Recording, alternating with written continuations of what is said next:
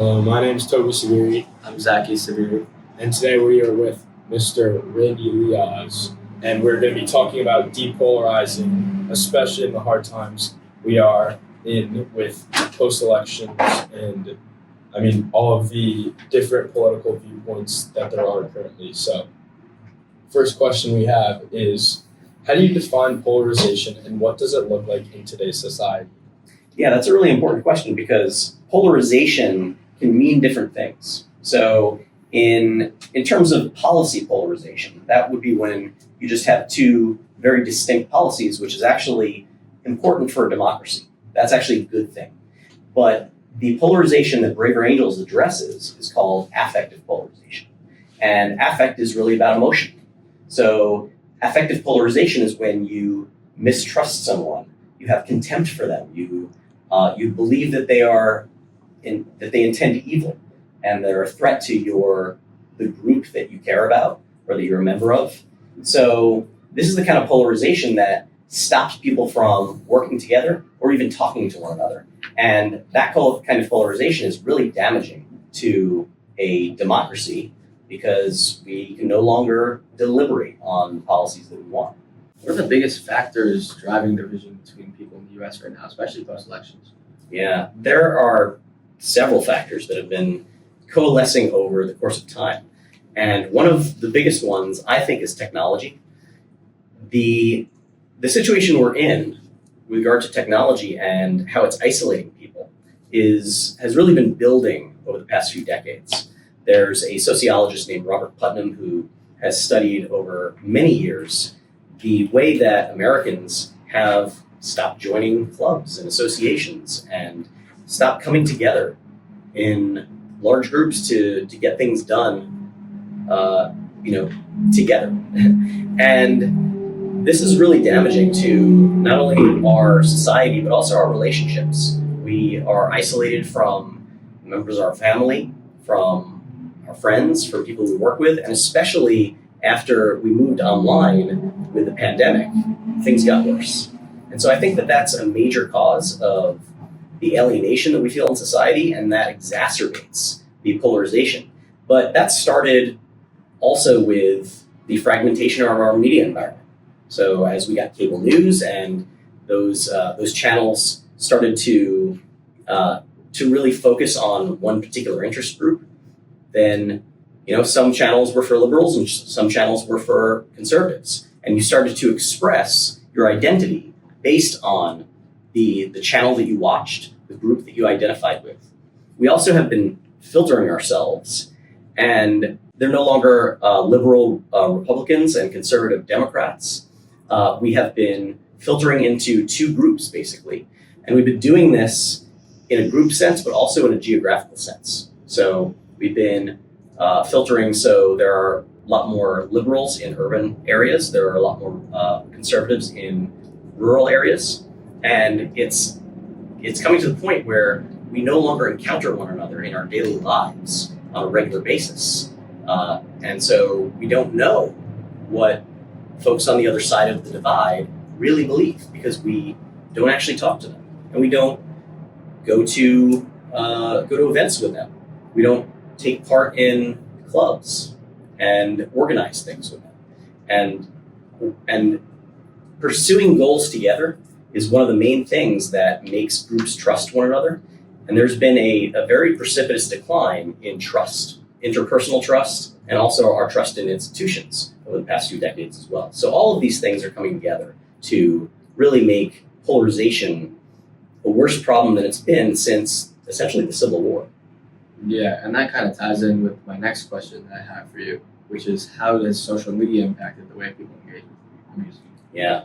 So social media is really interesting because it does have some impacts that you might not realize. That actually there are some impacts that people assume there would be, but aren't as bad as we figure they might be. So siloing, for example, people assume that we're all in our intellectual silos and we are only being fed information that we agree with. That is true to some extent, but it's not as true in terms of who we encounter. We are still encountering people we disagree with. but we're encountering them on platforms that have really strong incentives to create toxic interchanges, right? Some people believe that anonymity online is a bad thing and it exacerbates polarization. But there's been some evidence unearthed that it's actually the fact that we're not anonymous, that we are representing our tribe publicly. And so we feel like we can't go against the orthodoxy of that tribe. And we get particularly strident when we're in interchanges online. So that's, it is really about the incentives that these platforms really show us. And of course, they monetize our emotions, right? And the strongest emotions are fear and hate. And so those are the ones that are most easily monetizable. And so therefore, these platforms kind of funnel us into those emotions more easily. With that being said, about especially like the media shapes kind of the way that different people's political viewpoints are expressed, what are some strategies for having constructive conversations with people with like strong disagreements, especially for those who feel a sense of hatred or like a sense of aggression towards other people? Yeah, I think the first strategy is to really be clear about what your goals are for that conversation. We at Braver Angels really encourage people to have the goal of understanding one another rather than changing one another's minds. If you go in there with the goal of convincing someone that they're wrong, odds are you're not going to be very successful, right? If we think about when was the last time we changed our own minds, especially by someone arguing us into that, it's pretty rare, right? And often we dig in even deeper when people challenge us, especially disrespectfully, because we feel that, well, obviously they can't be right because they're being so awful to us, right? So if we really rather have the goal of focusing on how we can understand that person better, then the conversation is going to go much better. And we can start out, if we're ready to engage in that conversation, if we look inward and we say, okay, I'm going into this for the right reasons, and I'm in a good state of mind to do it, then the approach should really be setting the table with putting the ball in that other person's court and saying, hey, I would love to understand you a little bit better. How does that sound? Do you want to engage in this conversation? And giving them agency in it, right? Making sure that they want to engage in the conversation for similar reasons, right? And so asking them, telling them that you're curious about what they believe about a certain issue. I can't think of the last time that I saw a situation where someone asked another person if they wanted to share what they believed, and that person was like, no thanks. I don't want to talk about my beliefs, right? It is, there's a lot of people who want to get something off their chest, but we can enable them to do it in a more productive way.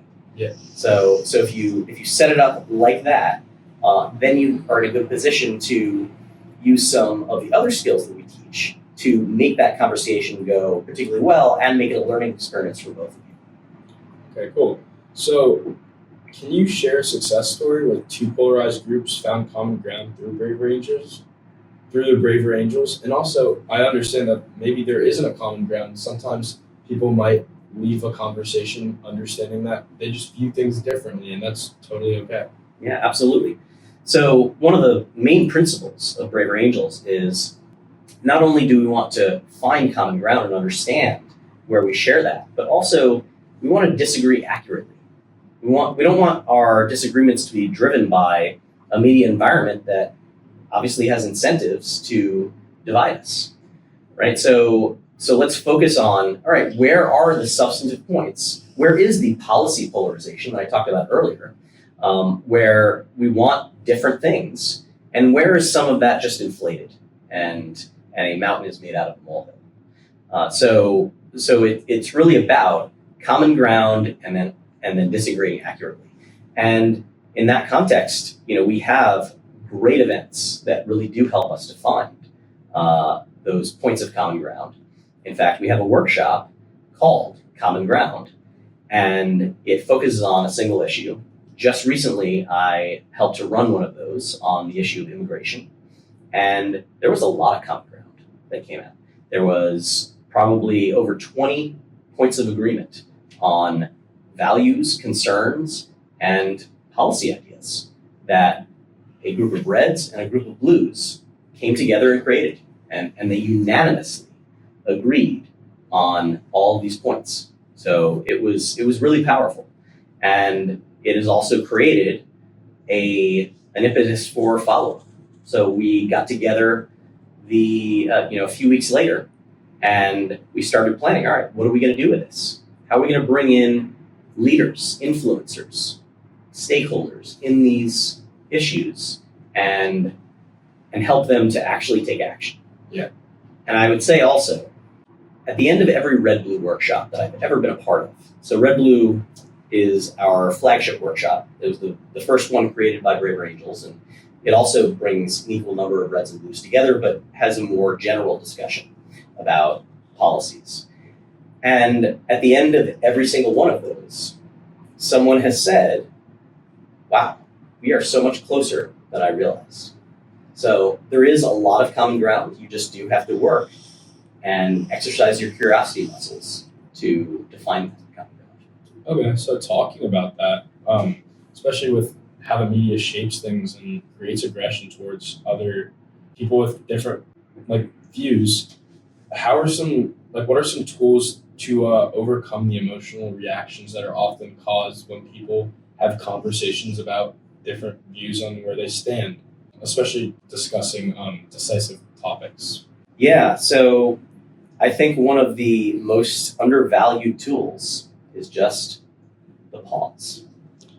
Pausing allows you to process what you've just heard, lets you lower the temperature a little bit, makes you a little bit less reactive. And so if you hear something that boils your blood, you could ask your conversation partner for a pause. You could say, it feels like getting a bit emotional about this. Would you mind if I just took a moment to process what you've told me? They generally will give you that space, which is nice. I mean, it's we're trained by the media environment not only to be divisive, but also to be rapid fire, right? The programming that we see, and maybe we can thank Aaron Sorkin for this from The West Wing, is rapid fire, one after another. And when we have silence, it feels awkward. But embracing that, I think, can be productive. So a pause is a great skill. But we have, at Braver Angels, we really emphasize two main realms of skills when we deliver a skills training workshop. The first is listening.